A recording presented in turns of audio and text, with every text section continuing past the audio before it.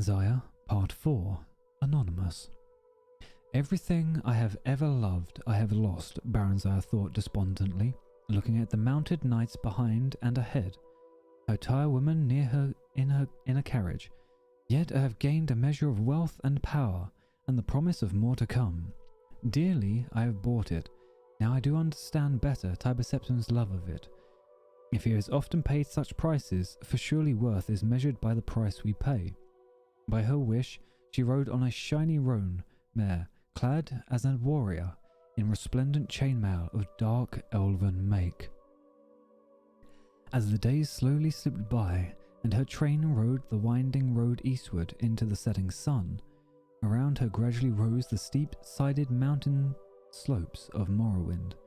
The air was thin, and a chill, late autumn wind blew constantly, but it was also rich with the sweet, spicy smell of the late-blooming black rose, which was native to Morrowind, and grew in every shadowy nook and crevice of its highlands, finding nourishment even in the stoniest banks and ridges. In small villages and towns, ragged dark elven folk gathered along the road to cry her name or simply gape. Most of her knightly escort were red guards, with a few high elves, Nords and Bretons. As they wove their way into the heart of Morrowind, they grew increasingly uncomfortable and clung together in protective clusters. Even the elven knights seemed wary. But Barenziah felt at home. At last she felt the welcome extended to her by the land. Her land. Symmachus met her at the Mournhold border, with an escort of knights, about half of whom were dark elven. In imperial battle dress, she noted. There was a grand parade of entry into the city, and speeches of welcome from stately dignitaries. "I've had the Queen's suite refurbished for you," the general told her later when they reached the palace, "but you may change anything not to your taste, of course." He went on about the details of the coronation, which was to be held in a week. He was his old commanding self, but she sensed something else as well. He was eager for her approval of the arrangements, was in fact fishing for it. That was new. He had never required her commendation before. He asked her nothing about her stay in the Imperial City, or of her affair with Tiber Septim, although Barenziah was certain Drellane had told him, or earlier written him, everything in detail. The ceremony itself, like so much else, was a mixture of old and new, parts of it from the ancient dark elven tradition of Mournhold, the others dictated by imperial decree. She was sworn to the service of the Empire and Tiber Septim as well as to the land of Mournhold and its people. She accepted oaths of fealty and allegiance from the people, the nobility and the council. This last was composed of a blend of imperial emissaries, advisors they were called, and native representatives of Mournhold people who were mostly elders in accordance with elven custom. Barenziah later found that much of her time was occupied in attempting to reconcile these two factions and their cronies. The elders were expected to do most of the conciliating, in light of reforms introduced by the Empire pertaining to the land ownership and surface farming, but most of these went clean against dark elven observances. Tiber Septim, in the name of the One, had ordained a new tradition, and apparently even the gods and goddesses themselves were expected to obey.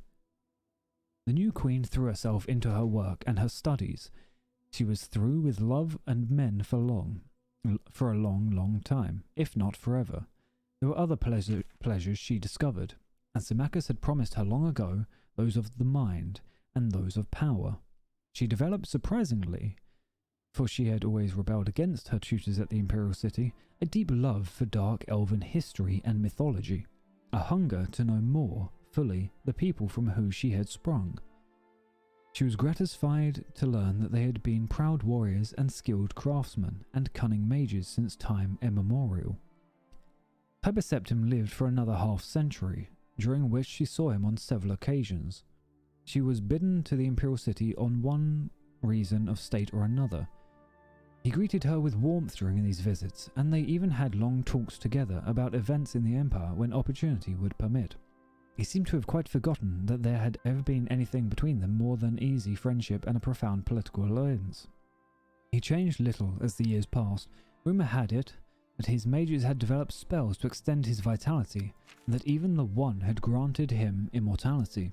Then, one day a messenger came with the news that Tiber Septim was dead, and his grandson Pelagius was now emperor in his place.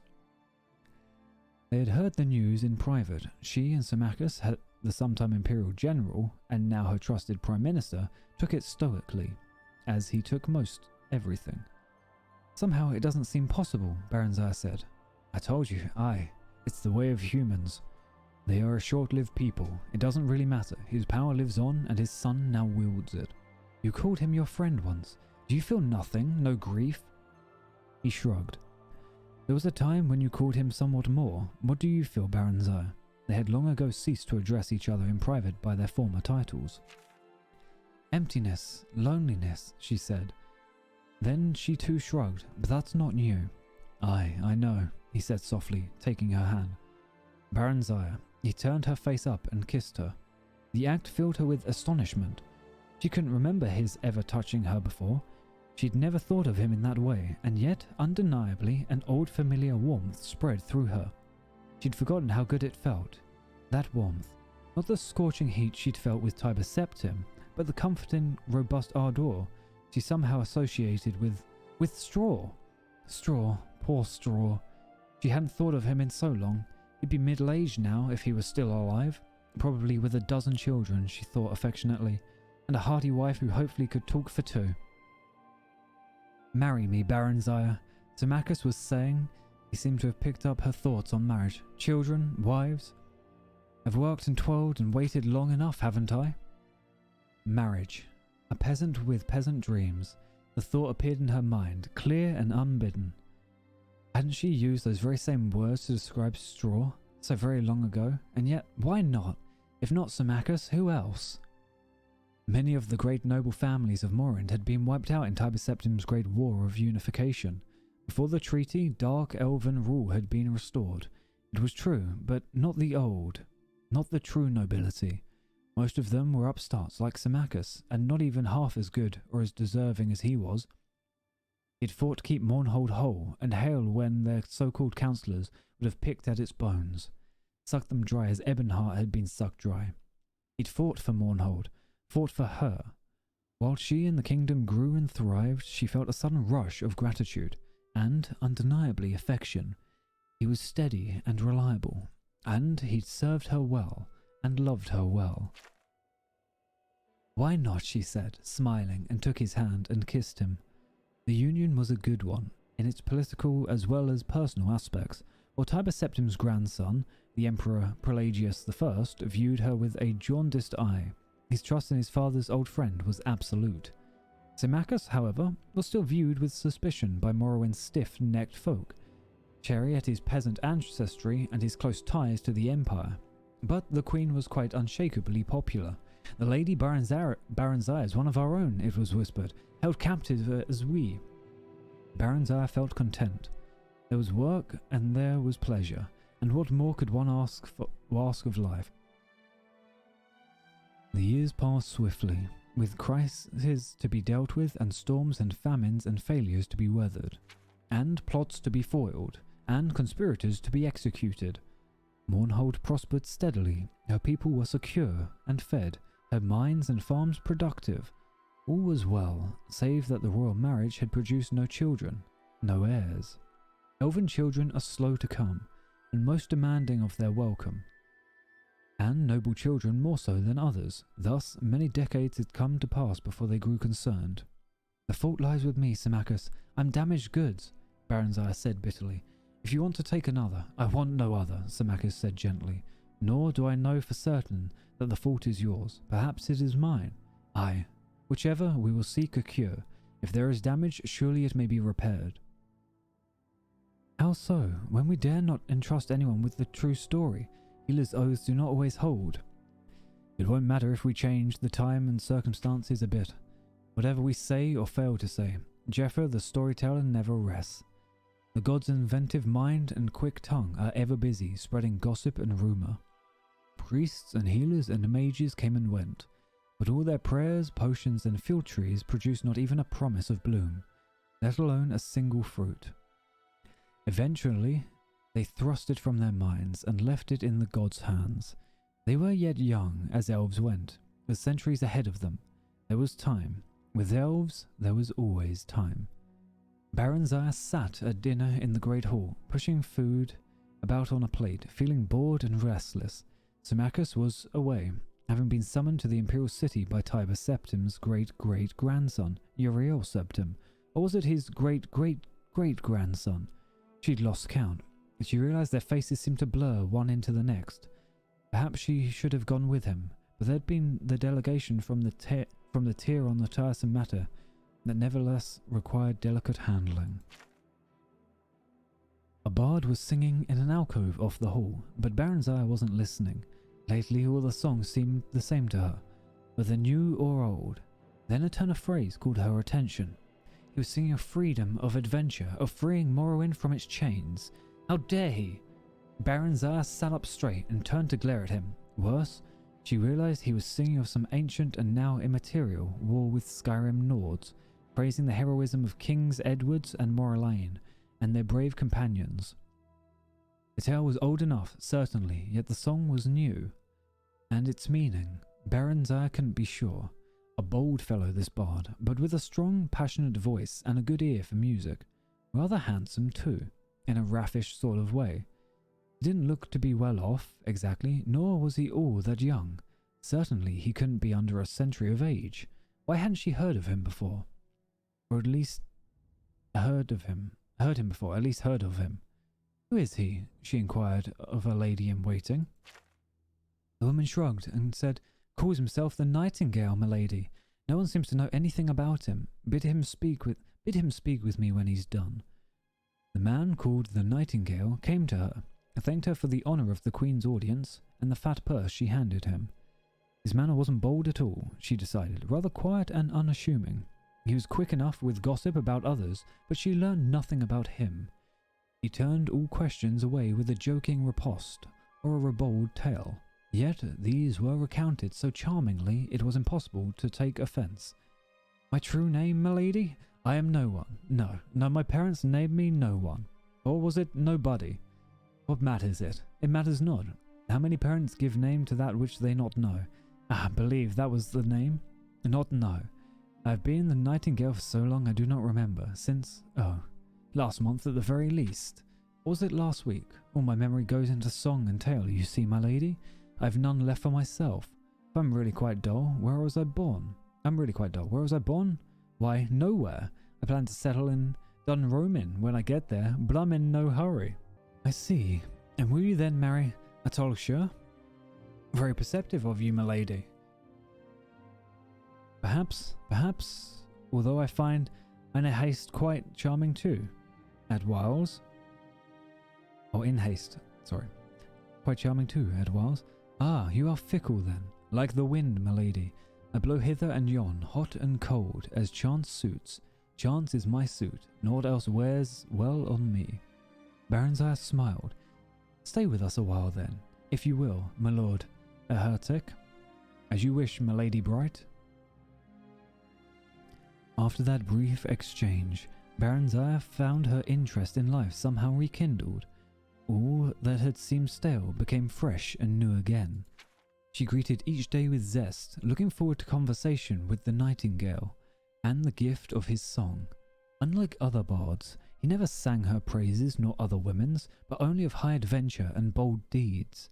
When she asked him about this, he said, "What greater praise of your beauty could you ask, milady, than that which your own mirror gives you? And if words you would have, you have those of the greatest, of those greater than my callow self. How should I vie with them, I who was born but a week gone by?" For once, they were speaking privately. The Queen, unable to sleep, had summoned him to her chamber that his music might soothe her. "You are lazy and a coward, Sarah, else I hold no charm for you. My lady, I praise you. I must know you. I can never know you. You are wrapped in enigma, in clouds of enchantment. Nay, not so. Your words are what weave enchantment. Your words and your eyes and your body. Know me if you will, know me if you dare." He came to her then. They lay close, they kissed, they embraced.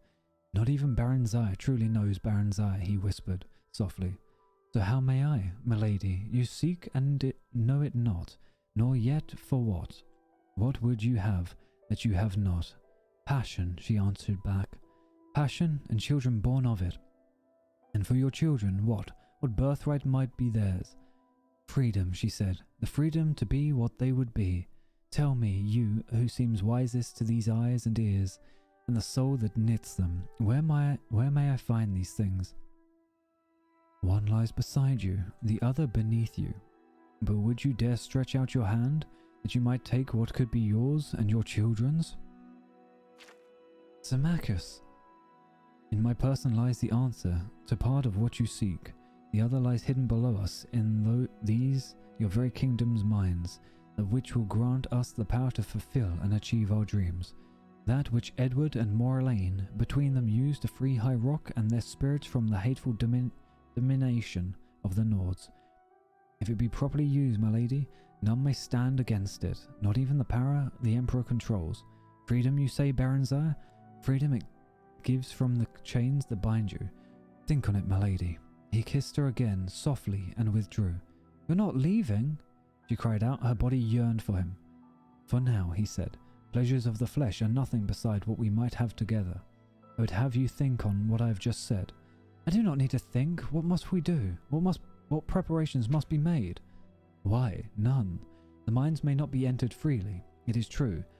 With the Queen at my side, who will stand athwart. Once below, I can guide you to where this thing lies, and lift it from its resting place. Then the memory of her endless studies slid into place. The Horn of Summoning, she whispered in awe. Is it true? Could it be? How do you know? I've read that it's buried beneath the measureless caves of Daggerfall. Nay, long have I studied this matter. His death King Edward gave the horn for safekeeping into the hand of his old friend King Morelaine. He, in turn, secreted it here in Mournhold, under the guardianship of the god Ethan, whose birthplace and bailiwick this is. Now you know what it has cost me, many a year and weary mile to discover. But the god, what of her fame? Trust me, my lady heart, all will be well. Laughing softly, he blew her a last kiss and was gone. On the morrow, they passed the guards at the great portals that led into the mines, and further below, under pretence of her customary tour of inspection, Barenziah, unattended but for the nightingale, ventured into the cavern, after subterranean cavern. Eventually, they reached what looked like a forgotten sealed doorway, and, upon entering, found that it led to an ancient part of the workings, long abandoned. The going was treacherous, for some of the old shafts had collapsed, and they had to clear a passage through the rubble or find a way around the more impassable piles. Vicious rats and huge spiders scurried here and there, sometimes even attacking them, but they proved no match for Barenziah's firebolt spells or the nightingale's quick dagger. We've been gone too long, Barenziah said at length. They'll be looking for us. What will I tell them? Whatever you please, the nightingale laughed. You are the queen, aren't you? The Lord Symmachus. That peasant obeys whoever holds power. Always has, always will. We shall hold the power, my lady love. His lips were sweetest wine, his touch both fire and ice. Now, she said, take me now, I'm ready. Her body seemed to hum, every nerve and muscle taut. Not yet, not here, not like this, he waved around, indicating the aged dusty debris and grim walls of rock. Just a little while longer. Reluctantly, Barenziah nodded her assent. They resumed walking. Here, he said at last, pausing before a blank barrier. Here it lies. He scratched a rune in the dust, his other hand weaving a spell as he did so. The wall dissolved.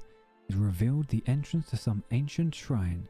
In the midst stood a statue of a god, hammer in hand, poised above an adamantium anvil. By my blood, Ethan, the nightingale cried, I bid thee waken. Morelaine's heir of Ebonheart am I, last of the royal line, sharer of thy blood, at Moraine's last need, with all of elvendom in dread, peril of their selves and souls. Release to me that guerdon which thou guardest. Now do I bid thee strike. At his final words, the statue glowed and quickened. The blank stone eyes shone a bright red. The massive head nodded, the hammer smote the anvil, and it split asunder with a thunderous crash, the stone god itself crumbling. Barenziah clapped her hands over her ears and crouched down, shaking terribly and moaning out loud. The nightingale strode forward boldly and clasped the thing that lay among the ruins with a roar of ecstasy. He lifted it high. "Someone's coming!" Barenziah cried in alarm, then noticed for the first time what it was he was holding aloft. "Wait, that's not the horn! It's a staff!" "Indeed, my lady. You see truly, at last." The nightingale laughed aloud. "I'm sorry, my lady sweet, but I must leave you now. Perhaps we shall meet again one day. Until then, Symmachus," he said to the mail-clad figure who had appeared behind them. "She is all yours. You may claim her back." "No!" Barenziah screamed. She sprang up and ran toward him, but he was gone, winked out of existence, just as Symmachus, claymore drawn, reached him, his blade cleaving a single stroke through the empty air. Then he stood still, as if taking the stone god's place. Barenziah said nothing, heard nothing, saw nothing, felt nothing. Symmachus told the half-dozen or so elves who had accompanied him that the nightingale and Queen Barenziah had lost their way, and had been set upon by giant spiders, that the nightingale had lost his footing and fallen into a deep crevice which closed over him, that his body could not be recovered, that the queen had been badly shaken by the encounter and deeply mourned the loss of her friend, who had fallen in her defence. Such was Symmachus's presence and power of command that the slack-jawed knights, none of whom had caught more than a glimpse of what happened, were convinced that it was all exactly as he said. The queen was escorted back to the palace and taken to her chamber, whereupon she dismissed her servants in waiting. She sat still before her mirror for a long time, stunned, too distraught even to weep. Symmachus stood waiting over her. "Do you have any idea at all what you have just done?" he said finally, flatly, coldly. "You should have told me," Barenziah whispered. "The staff of chaos, I never dreamed it lay there," he said. A mewling escaped her lips as she doubled over in despair. "What have I done? What have I done? What happens now? What is to become of us? To become of me, of us?" "Did you love him?" Yes. Oh, my Symmachus, the gods have mercy on me, but I did love him. But now I don't know, I'm not sure, Symmachus's hard-lined face softened slightly, and his eyes glittered with a new light, and he sighed. "Aye, that's something then. You'll become a mother yet if it's within my power. As for the rest, Barenziah, my dearest Barenziah, I expect you have loosened a storm upon the land. It'll be a while yet in the brewing, but when it comes, we'll weather it together, as we always have." He came over to her then, and stripped her of her clothing, and carried her to the bed. Out of grief and longing, her enfeebled body responded to his brawny one, as it never had before, pouring forth all that the nightingale had awakened to life in her, and in doing so calming the restless ghosts of all he had destroyed. She was empty and emptied, and then she was filled, for a child was planted and grew within her. As her son flourished in the womb, so did her feeling toward patient, faithful, devoted Symmachus, which had been rooted in long friendship and unbroken affection, and which now at last ripened into the fullness of true love. 8 years later they were again blessed, this time with a daughter. Directly after the nightingale's theft of the Staff of Chaos, Symmachus had sent urgent secret communiques to Euryseptim. He had not gone himself, as he normally would have, choosing instead to stay with Barenziah during her fertile period, to father a son upon her. For this, and for the theft, he suffered Euryseptim's temporary disfavour and unjust suspicion. Spies were sent in search of the thief, but the nightingale seemed to have vanished, whence he had come, wherever that was. "Dark elf in part, perhaps," said Barenziah, "but part human too, I think, in disguise. Else would I not have come so quickly to fertility? Part dark elf for sure, and ancient Rahathaim lineage at that, else he would not have been able to free the staff," Symmachus reasoned. He turned to peer at her fixedly. "I don't think he would have lain with you. As an elf he did not dare, for then he would have not been able to part from you." He smiled. Then he turned serious once more. "Aye, he knew the staff lay there, not the horn, and that he must teleport to safety. The staff is not a weapon. That would have seen him clear, unlike the horn. Praise the gods, at least he does not have that. It seems all was as he expected, but how did he know? I placed the staff there myself, with the aid of the ragtail end of the Rathheim clan, who now sits king in Castle Ebonheart as a reward. Tiberseptim claimed the horn, but left the staff for safekeeping. Aye, now the Nightingale can use the staff to sow seeds of strife and dissension wherever he goes, if he wishes. Yet that alone will not gain him power. That lies with the horn, and the ability to use it. I'm not so sure it's power the Nightingale seeks, Barenziah said. All seek power, Symmachus said, each in our own way. Not I, she answered. I, my lord, have found what I sought.